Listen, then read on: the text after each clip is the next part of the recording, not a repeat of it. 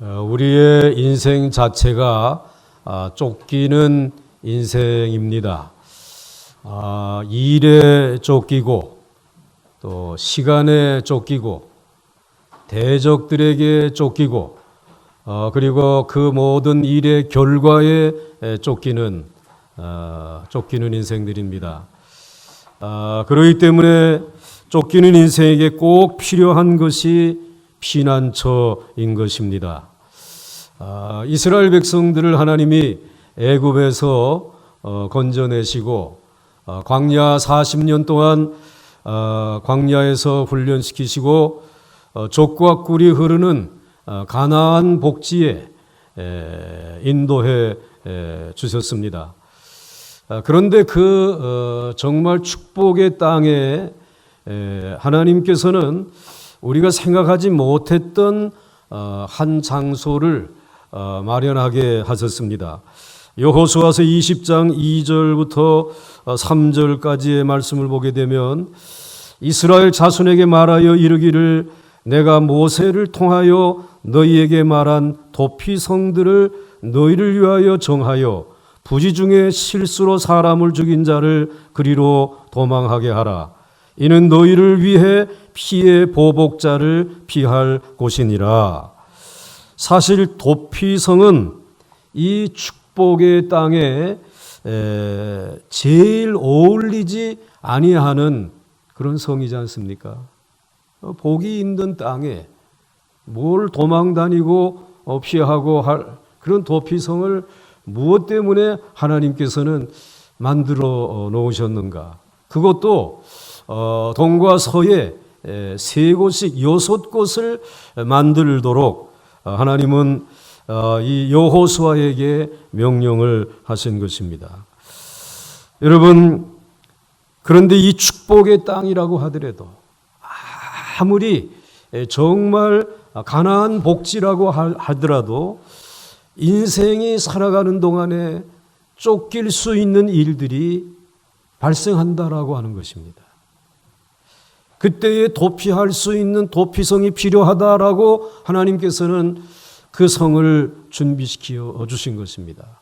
예를 든다면 어떤 두 사람이 그 집을 짓기 위해서 나무를 베기 위해서 도끼를 가지고 나무를 찍습니다.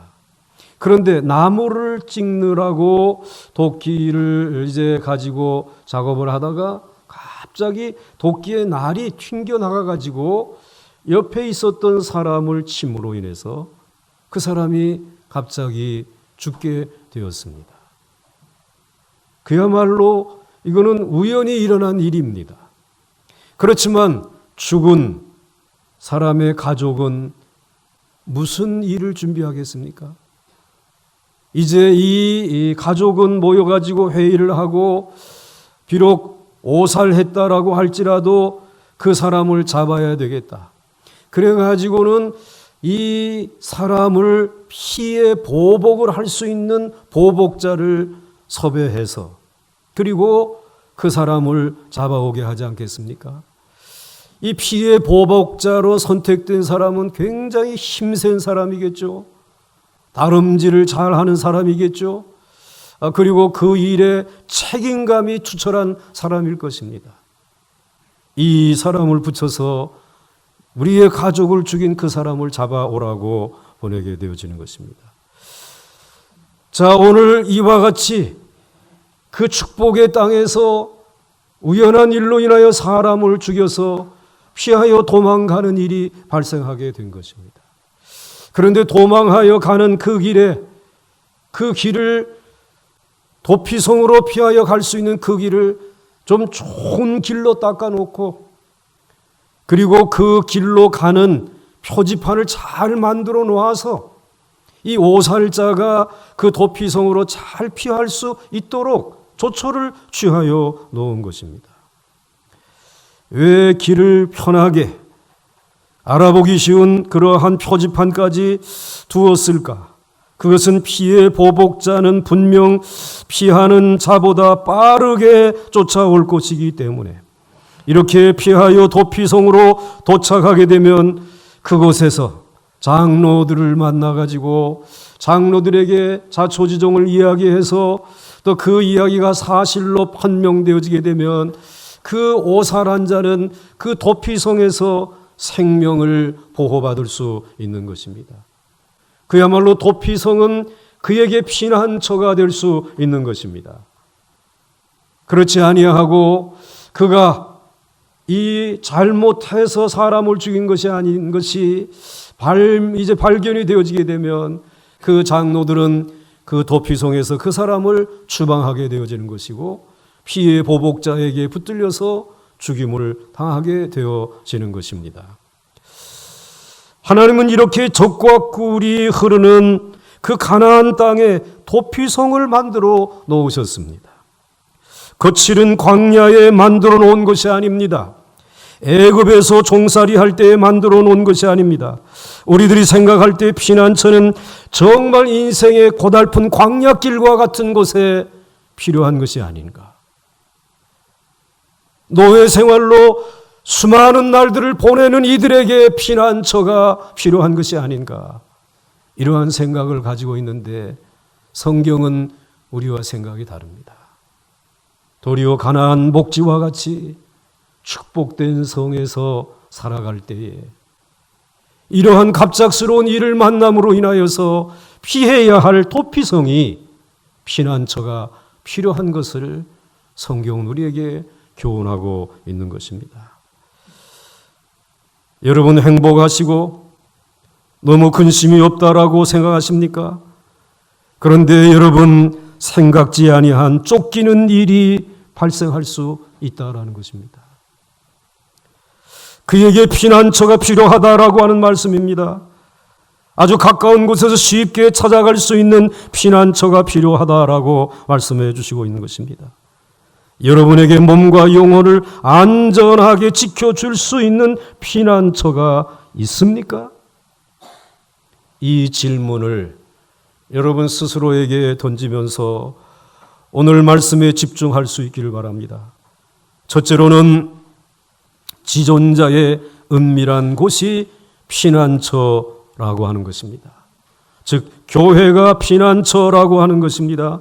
1절과 2절에 지존자의 은밀한 곳에 거주하며 전능자의 그늘 아래에 사는 자여 나는 여호와를 향하여 말하기를 그는 나의 피난처요 나의 요새요 내가 의뢰하는 하나님이라 하리니.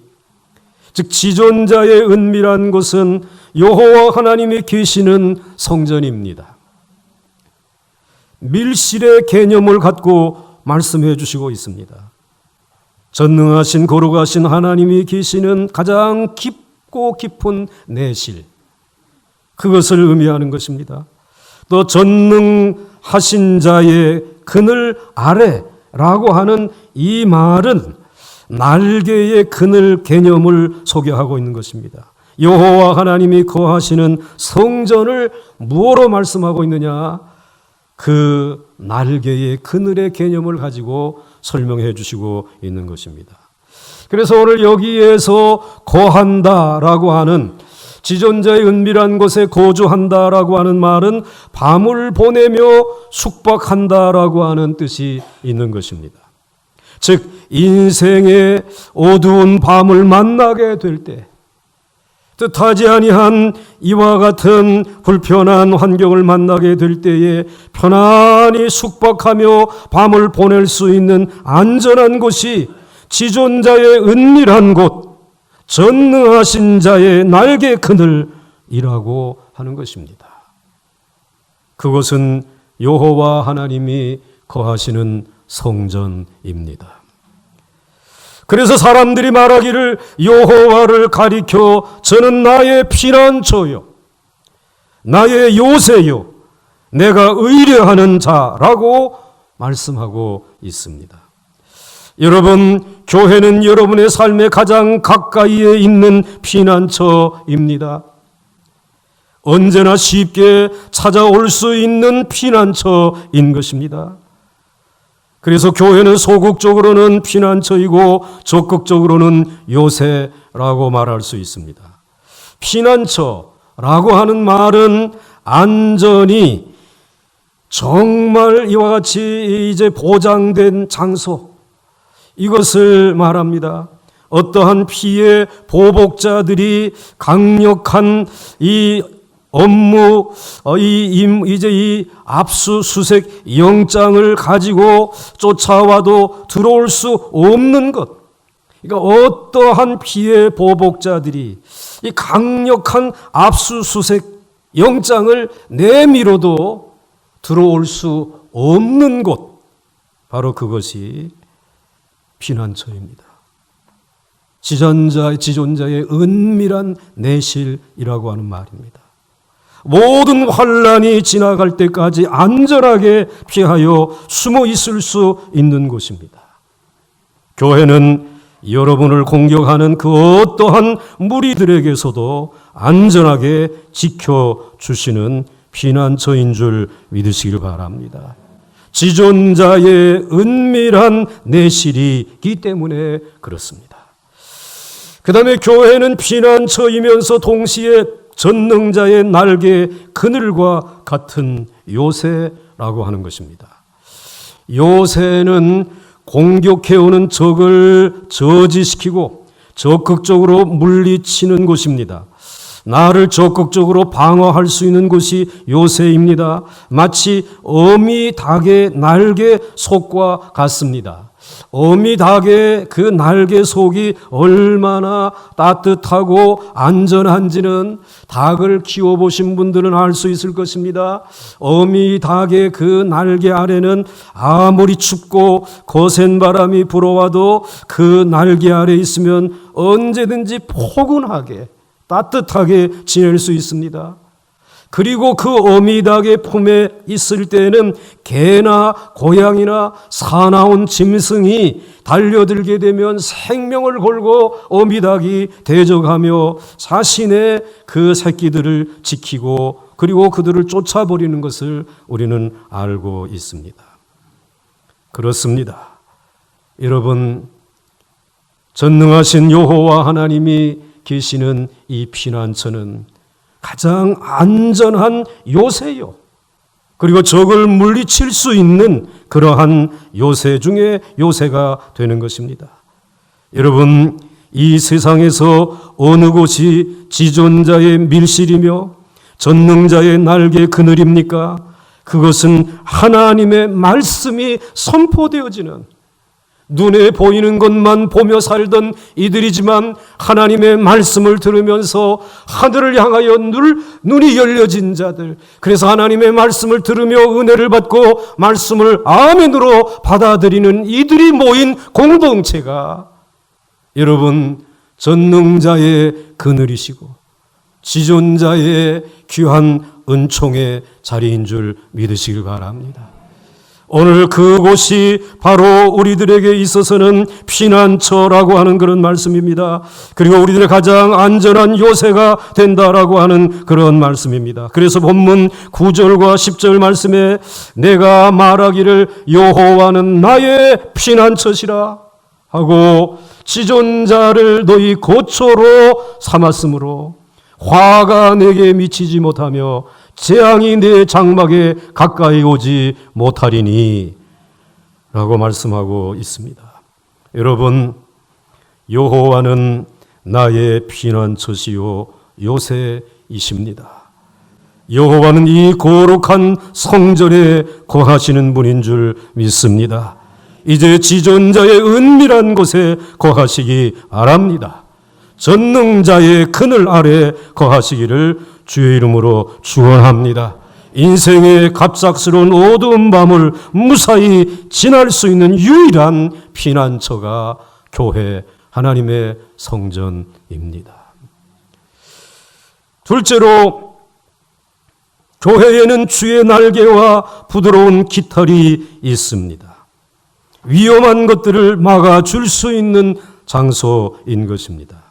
오늘 4절 말씀에 그가 너를 그의 깃으로 덮으시리니 내가 그의 날개 아래에 피하리로다.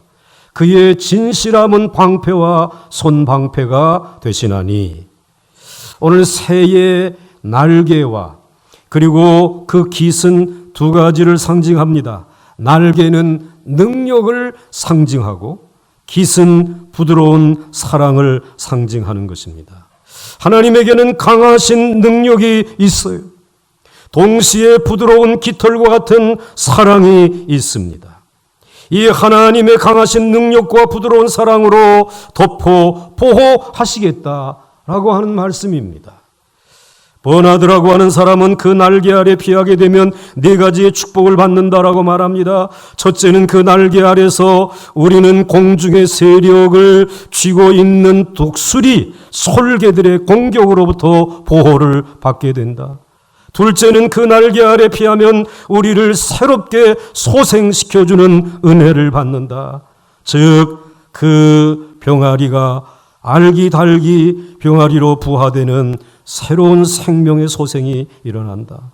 셋째로는 태양의 뜨거운 열을 차단시켜주고 시원하고 상쾌한 그늘을 제공받게 되어진다. 넷째로는 그 날개 아래서 영양분을 공급받아 건강하고 튼튼하게 된다. 그렇습니다. 주 날개 밑에 거하면 어떠한 공격으로부터 보호받습니다. 주 날개 밑에 거하면 껍질을 깨고 생명이 부화하듯이 우리의 영혼이 소성하게 되어집니다. 주 날개 밑은 언제나 시원하고 상쾌합니다. 밤의 달도 낮의 해도 상치 못합니다. 주 날개 밑에는 언제나 넉넉한 양식이 준비되어져 있습니다. 그래서 오늘 본문 3절에 시편 기자는 그 여호와의 날개 아래 있으면 이는 그가 너를 새 사냥꾼의 올무에서와 심한 전염병에서 건지실 것이미로다 라고 노래하였습니다. 즉 모든 위험으로부터의 안전을 말씀하고 있는 것입니다. 본문 5절과 6절 말씀에서는 너는 밤에 찾아오는 공포와 낮에 날아드는 화살과 어두울 때에 퍼지는 전염병과 밝을 때에 닥쳐오는 재앙을 두려워하지 아니하리로다 라고 노래하고 있습니다. 오늘 여기에 보게 되면 밤이라고 하는 말, 어두울 때에라고 하는 말, 그리고 낮에라고 하는 말, 밝을 때라고 하는 이러한 말들, 이것은 다 주로 시간을 알리는 말들이죠.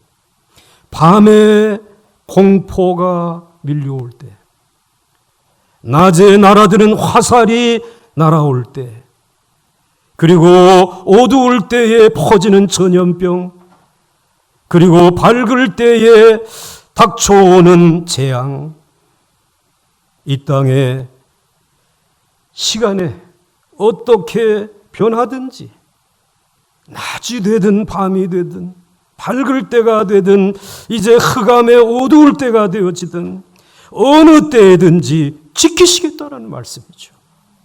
그래서 4절과 5절과 6절을 합하게 되면 모든 위험으로부터, 즉 새 사냥꾼의 올무와 심한 전염병 속에서부터 언제 일어날지 모르는 낮과 밤과 밝을 때와 어두울 때에 여호와의 날개 아래 있으면 그 부드러운 깃털로 안전을 보장하겠다라고 하는 약속의 말씀입니다.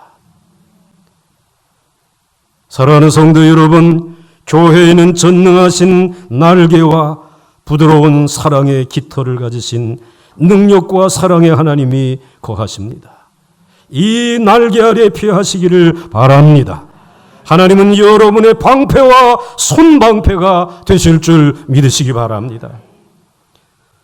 사랑하는 성도 여러분, 우리 인간은 이 세상에서 조심하기만 하면 얼마든지 여러 가지 위험을 피해갈 수 있다라고 생각을 합니다.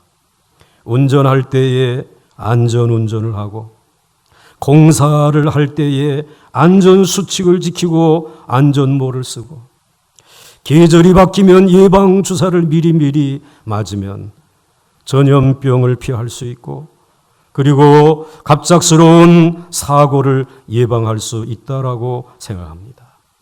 그러나 하나님이 아니고 인간인 이상 사람으로 태어난 이상 모든 위험을 피해갈 수는 없습니다.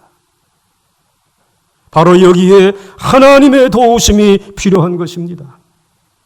새가 아무리 조심하고 주의한다라고 하더라도 새 사냥꾼의 올무를 완전히 피할 수 없지 않습니까? 우리가 아무리 조심하고 살피고 안전하다고 하더라도 우리를 해하려고 하는 올무는 보지 못하기 쉽습니다. 믿지 않는 사람들은 이런 것을 운이다, 재수다라고 말합니다. 그러나 우리 믿음의 사람들은 하나님이 지켜주셔야 할 영역으로 믿고 지존자의 은밀한 곳을 찾고 전능자의 날개 그늘 아래 거하는 줄 믿습니다. 여러분, 감기나 몸살 같은 것은 조심하면 얼마든지 걸리지 않을 수 있지만 어두울 때에 퍼지는 심한 전염병, 아무리 걸리지 않으려고 한다고 피할 수 있는 것이 아니지 않습니까? 이러한 독한 전염병은 하나님이 지켜주셔야 한다는 것입니다. 이러한 병들은 우리가 잠들어 있는 어두운 밤에 두루두루 담을 넘어 찾아오기 때문에 졸지도 아니하시고 주무시지도 아니하시는 하나님이 깨어 지켜주셔야지만 피할 수 있는 것입니다. 4절 말씀처럼 그가 너를 그의 깃으로 덮으시리니 내가 그의 날개 아래에 피하리로다. 그의 진실함은 방패와 손방패가 되시나니. 여러분, 오늘 시편 91편 5절과 6절 말씀을 다시 보시면 우리를 위협하는 위험한 것들을 두 가지로 분류해 놓고 있습니다. 하나는 인간으로부터 오는 어려움입니다. 낮에 날아드는 화살, 밝을 때에 닥쳐오는 재앙, 이것들은 사람의 공격들입니다. 그런데 또 다른 하나는 사람의 힘으로는 어떻게 할 수 없는 어려움을 소개해 주시고 있습니다.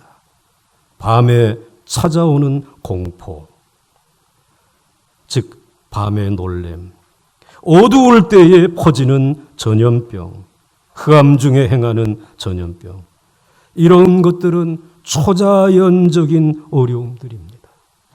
결국 하나님이 모든 시간, 모든 일들을 지켜주셔야만 합니다.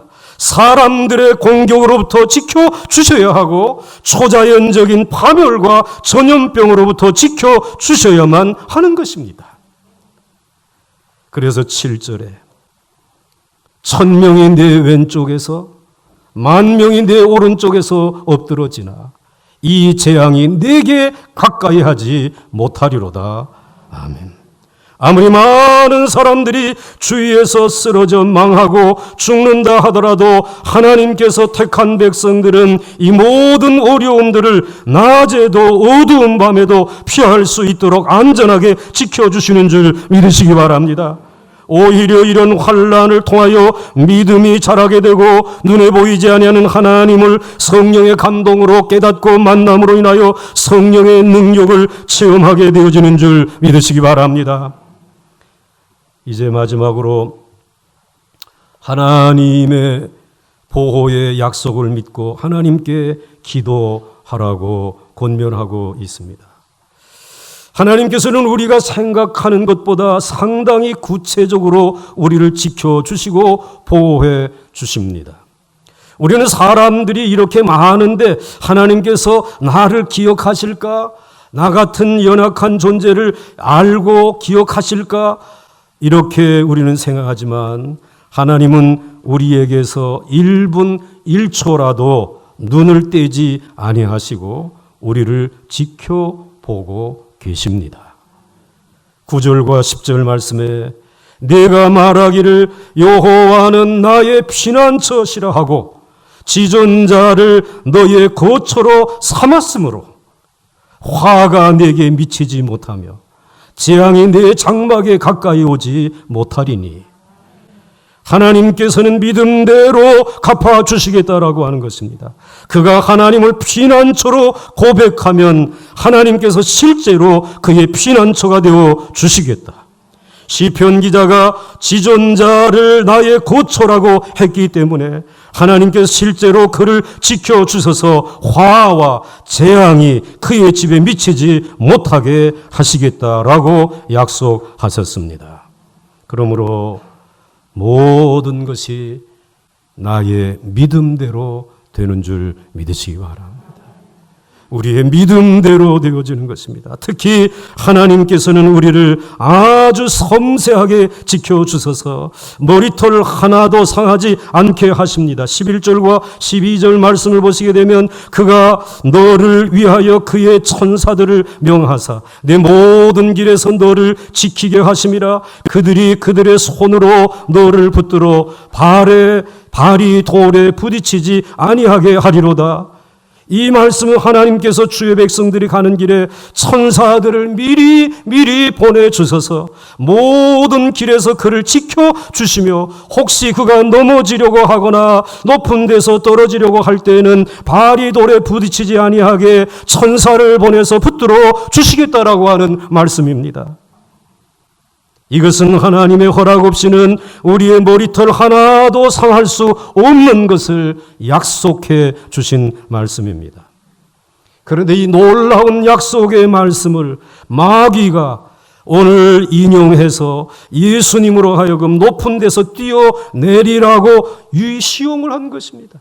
예수님이 광야에 나가서 금식하시고 기도하시고 돌아오셨습니다. 이제 그 예수 그리스도를 이와 같이 향해서 내가 이 돌들로 인하여 떡이 되게 하게 되면 다 배부름을 얻지 않겠느냐. 그러나 주 너의 하나님 앞에서 사람이 떡으로만 사는 것이 아니라 하나님의 입으로 나오는 모든 말씀으로 사느니라. 그리고 물리쳤습니다. 그랬더니 예수님을 끌고 높은 성벽 위로 올라가서 내가 여기에서 뛰어내리라. 그러게 되면 성경에 약속한 말씀대로 이제 천사를 보내서 내 발이 돌에 부딪히지 않게 해 주실 것이 아니냐. 이제 오늘 너를 바라다보고 있는 수많은 사람들이 너를 인정하고 그리고 너를 향해서 많은 사람들이 기대하지 않겠느냐. 그러면서 시험을 한 것입니다.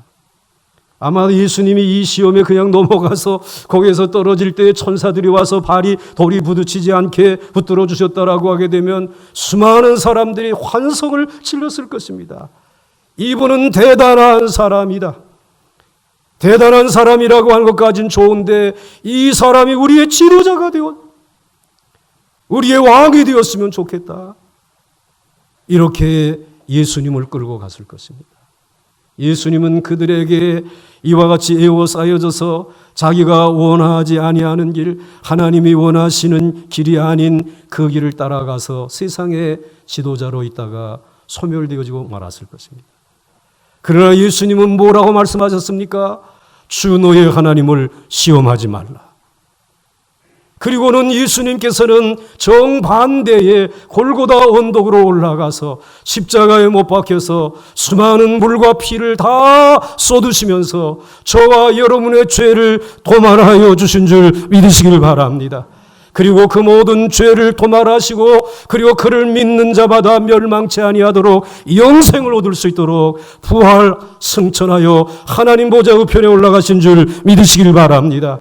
그러므로 오늘 그 주님께서 오늘 하나님의 입술을 통하여 말씀해 주신 이 말씀이 너희들의 천사를 보내서 너희의 인생의 길에 그와 같이 너희의 발이 돌에 부딪히지 아니하도록 지켜주실 뿐만 아니라 그 육신의 길뿐만 아니라 너희들의 영혼의 순례자로서 하나님의 나라 천성을 향하여 가는 길에도 악한 사단에 의해서 소멸되지 아니하도록 내 영혼을 지키고 구원해 주시겠다고 하는 하나님의 완전한 구원을 이루어 주신 줄 믿으시길 바랍니다. 그러한 주님이 여러분의 인생을 살아가는 동안에 지존자의 은밀한 그늘 아래 거하시고 전능하신 자의 그늘 아래 거하시는 여러분들의 출입을 지금부터 영원까지 지키시고 구체적으로 여러분의 머리털 하나 상하지 아니하도록 돌보시고 지켜주시는 줄 믿으시길 바랍니다. 오늘 12절, 13절 말씀은 이렇게 말씀하고 있습니다.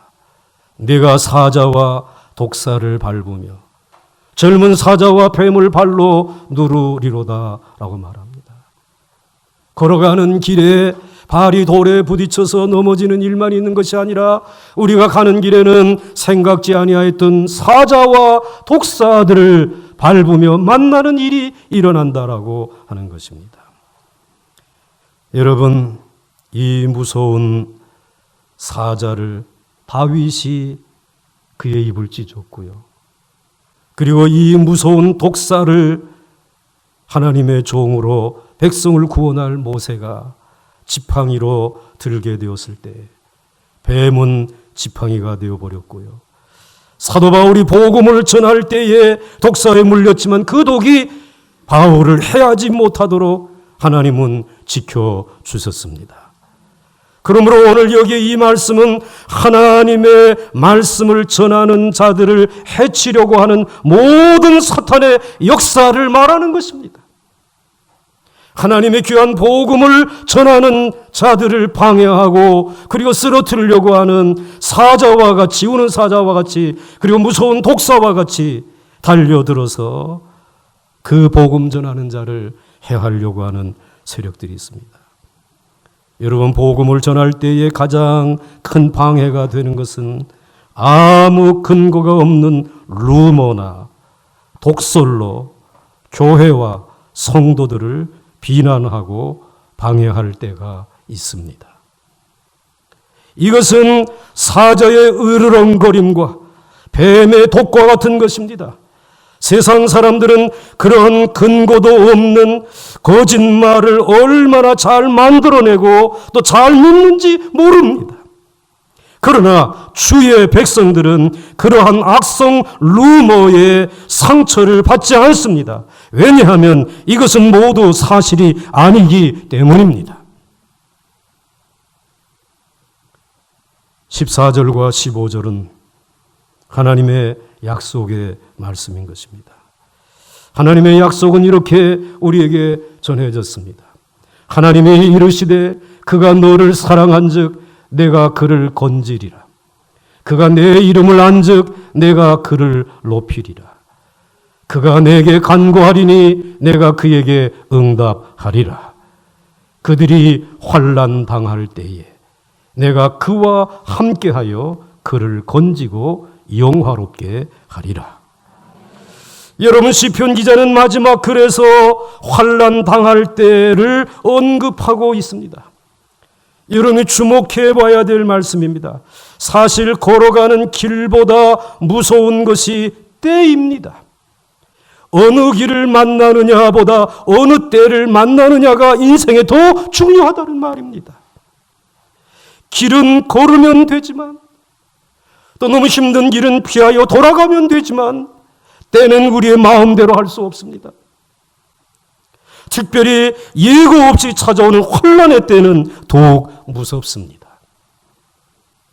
그렇기 때문에 내 힘으로 어쩔 수 없는 환난의 때가 찾아오면 지존하신 하나님, 전능하신 하나님께 기도하고 요청하라고 말씀하십니다. 그러면 그 환난의 때에 내가 응답하겠다라고 약속하셨습니다. 15절 상반절 말씀 보시게 되면 그가 나를 이제 사랑한즉 이제 그가 내게 간구하리니 내가 그에게 응답하리라. 그들이 환난 당할 때에 내가 그와 함께하여 그를 건지고 영화롭게 하리라. 사랑하는 성도 여러분, 도피성은 찾아가야 할 순간은 갑작스럽게 찾아오는 것입니다. 나와 너의 집을 짓기 위해서 나무를 도끼로 찍는 평화로운 작업하는 때입니다.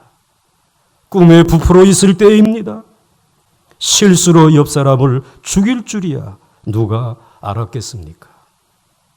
그리고 피해 보복자가 쫓아오는 길은 갑작스럽게 일어나는 일입니다. 이 환난의 때에는 급히 피해야 합니다. 이때에 거들떠 지도를 꺼내놓고 피난처로 가는 길을 그제서야 찾을 수 있는 여유가 없습니다. 피난처로 가는 차표를 예매할 시간이 없습니다. 더 저렴한 표는 없는가? 이것저것을 찾아볼 시간적 여유가 없습니다. 환난의 때입니다. 아주 급한 때인 것입니다. 이때는 내게 간구하라. 내게 간절하게 간청하라 라고 말씀하십니다.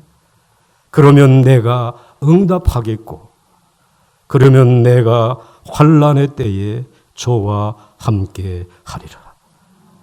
약속하셨습니다. 그런데 기도는 믿음대로 갚아주시는 것입니다. 14절 말씀을 보시게 되면 하나님이 이르시되 그가 나를 사랑한 즉 내가 그를 건지리라. 그가 내 이름을 안즉 내가 그를 높이리라. 그가 나를 사랑한 것만큼 하나님은 그를 건져주시겠다라는 것입니다. 그가 내 이름을 알고 있는 것만큼 하나님은 그를 높여주시겠다라고 하는 것입니다. 하나님의 이름이 여호와 이레라고 하는 이름을 알고 있으면 즉 미리 준비해 주시는 하나님께서 미리 준비해 주신다라는 것이죠. 여호와 라파 즉 여호와는 치료하는 하나님인 것을 그 이름을 알게 되면 하나님께서 그 무서운 질병을 치료해 주신다는 말씀이죠. 여호와 니시 즉 승리케 하시는 하나님의 이름을 알면 이길 수 없는 싸움을 이길 수 있는 승리의 축복을 주시겠다라는 말씀이죠. 여호와 샬롬 하나님은 평화라고 하는 그 이름을 알게 되면 하나님의 주시는 평화가 강같이 흐르게 된다는 말씀이죠. 하나님은 내가 믿는 것만큼, 내가 사랑하는 것만큼, 내가 여호와의 이름을 아는 것만큼 우리의 기도를 들으시고 응답하시는 하나님이십니다.